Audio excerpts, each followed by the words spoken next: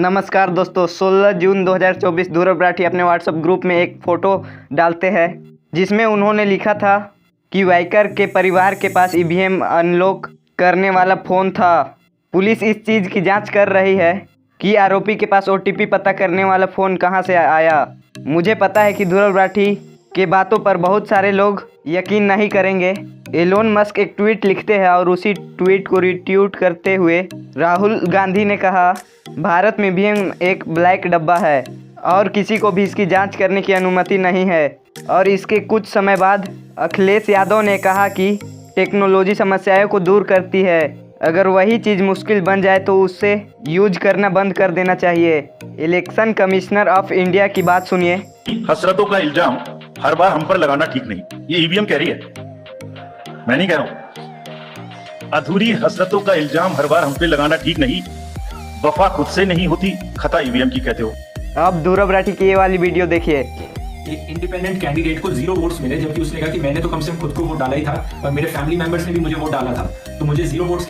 क्या ये संभव हो सकता है? चलो मान लेते हैं कि उसने गलत पार्टी को वोट डाल दिया होगा, लेकिन उनके परिवार वाले ने तो गलत नहीं किया होगा। इंडिया में यही चीज़ ज़्यादातर देखने को मिलता है। अब जरा ध्रुव राठी की ये वाली वीडियो देखिए। लोकतांत्रिक कैसे? क्योंकि हम हर 5 साल में वोट डालकर अपने देश का नेता चुनते हैं, जो कि चुनकर आने के बाद हमारी नुमाइंदगी करता है और हमारे देश को 5 साल तक चलाता है। अब बड़ा सवाल ये है कि इस देश में वोट डालने की प्रणाली पारदर्शी और त्रुटि रहित है कि नहीं, क्योंकि इसी के सवाल के उत्तर पर पूरा लोकतंत्र टिका है। तो आइए देखें कि हम वोट कैसे पाते हैं। जी हाँ, ईवीएम या इलेक्ट्रॉनिक वोटिंग मशीन के द्वारा। आइए ईवीएम के बारे में थोड़ा और जानें। ईवीएम क्यों? सन 1989 से पहले हमारे देश में वोटिंग के लिए पेपर बैलेट प्रयोग होता है। आज भी कुछ भागों में पेपर बैलेट का प्रयोग होता है। उसमें एक कागज पर वोटर अपनी पसंद की पार्टी को निशान लगाता था और इस तरह सबकी पसंद एक बैलेट बॉक्स में बंद हो जाया करती थी और बाद में वोटों की गिनती के वक्त इन पेपर बैलेट को सबके सामने गिनकर परिणाम घोषित हो। लेकिन ऐसा पाया गया कि बूथ कैप्चरिंग से लेकर वोट माफियाओं द्वारा गिनती के लिए जा रहे ट्रकों को उसी नंबर के दूसरे ट्रकों से बदलकर, जिसमें कि उन माफियाओं के पसंद के उम्मीदवारों के वोट पड़े होते थे, गिनती के स्तर पर भेजकर उम्मीदवारों को जिताया जाता था। स्थानीय स्तर पर ऐसे कई धांधली के मामले सामने आए और इन सबको रोकने के लिए 1989 में भारतीय चुनाव आयोग ने ईवीएम यानी इलेक्ट्रॉनिक वोटिंग मशीन को हरी झंडी दी और ये कहा गया कि ईवीएम त्वरित, सुरक्षित और अछूत है। आइए ईवीएम को थोड़ा और गहराई से देखें। भारत के लगभग सारे वोटर्स ईवीएम का उपयोग करते हैं। सन 2010 में तकनीकीविद और वैज्ञानिकों की टीम ने ईवीएम पर एक गंभीर और विस्तृत चर्चा की, जिसमें कि हरी के प्रसाद तकनीकीविद हैदराबाद, डॉक्टर एलेक्स हेंडरमैन कंप्यूटर विज्ञान प्रोफेसर मिशिगन विश्वविद्यालय अमेरिका, रोब गॉन्ग्रीज तकनीकी कार्यकर्ता हॉलैंड, स्कॉट वॉल्चकॉफ एरिश वेस्टफोर्ड विद्यार्थी खोजकर्ता मिशिगन विश्वविद्यालय अमेरिका, अरुण कंकिलपति, साई कृष्ण सातमेरी, बस वायागति, इंजीनियर नेट इंडिया आदि शामिल थे। और रिसर्च में पाया गया कि यदि किसी वोट माफिया को जरा भी वक्त ईवीएम का एक्सेस मिले तो बड़ी मात्रा में वोटों को बदलकर चुनाव के परिणामों को प्रभावित किया जा सकता है। आइए देखिए कैसे संभव है। मोबाइल या वायरलेस द्वारा गलत डिस्प्ले दिखाकर वोटों की गिनती से पहले स्ट्रांग रूम में क्लिप द्वारा ईवीएम से वोटों की चोरी। Let's run a small election using a real EVM. When a voter arrives, poll workers press this button to allow one vote. The voter then presses the button for their candidate and the vote is cast. Let's give each candidate 3 votes.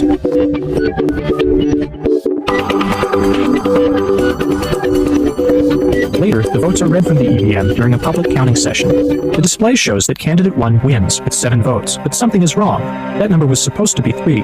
Somehow, 1 vote has been stolen from each of the other candidates. Now we'll open the machine and show you how we tampered with it. Indian election officials haven't let voters see inside. The EVM contains a simple computer with a processor and memory to store votes. We made the machine cheap by tampering with the hardware. We opened the machine and replaced the real display with this dishonest lookalike version, which lies about the election results. As you can see, the 2 displays look nearly identical. We built our version in a few weeks from parts costing just a few dollars. Under the displays, we had a small chip that replaces the real results with dishonest ones, and a Bluetooth radio that lets us wirelessly signal who should win. Criminals could install a dishonest display at any time before the votes are counted, possibly years before the election. Here's a second way criminals could cheat. They could also change votes while the machines are stored between the election and the public counting session. To prove this, we built a small vote stealing tool. It has a dial to select the winning candidate, and it clips directly to the memory chips that store the votes in the EVM. The attacker just attaches it momentarily, and it rewrites the votes. This attack leaves no traces and makes sure our favorite candidate wins. तो आपने देखा कि हमारी जिन EVM पर हमारा लोकतंत्र टिका है उन्हें माफियाओं द्वारा अपने उम्मीदवारों को जिताने के लिए उपयोग करना कितना आसान है। नोट करिए कि मशीनों में ब्लूटूथ रेडियो या नकली माइक्रो पिस्टल चुनाव से महीनों सालों पहले भी लगाए जा सकते हैं और चुनाव से कुछ घंटे पहले। ये कहना अतिशयोक्ति नहीं होगा कि जैसे टाइपराइटर पर काम करने वालों के लिए कंप्यूटर आने पर उनकी कार्य क्षमता 100 गुनी बढ़ गई है, ठीक वैसे ही पेपर बैलेट की जगह ईवीएम आने पर वोट माफियाओं की कार्य क्षमता भी असीमित हो गई है। 2012 में सुब्रमण्यम स्वामी ने घोषित किया था कि विपक्ष का लोकसभा चुनाव में पूर्ण सफाया वोटिंग मशीन का घोटाला है। उनके हिसाब से 2009 में मशीन घोटालों के बिना कांग्रेस की 70 सीटें ही आती, पर 2014 में वही मशीनें फिर से इस्तेमाल करनी होंगी। आइए ईवीएम के विश्व पटल पर स्थिति को देखें। अमेरिका में वेब हैरिस नाम की महिला ने वोटिंग मशीन का घोटाले की पोल खोली, जिसके बाद 64% अमेरिकी राज्यों में यह मशीन बंद हुई। जर्मनी में इन मशीनों को असंवैधानिक करार दिया गया क्योंकि मशीनों से एक आम नागरिक चुनाव की प्रक्रिया को पारदर्शी तरीके से नहीं देख सकता। आयरलैंड में इन मशीनों को कूड़े के भाव फेंक दिया गया क्योंकि इनसे प्रजातंत्र की हत्या होती है। केवल भारत, नाइजीरिया, वेनेजुएला, यूक्रेन जैसे गरीब या विकासशील देशों में ही चुनाव में ईवीएम का प्रयोग होता है। भूटान, नेपाल, पाकिस्तान, कंबोडिया आदि अन्य गरीब देशों में इन्हें लगाने की योजना चल रही है। जरा सोचिए क्यों?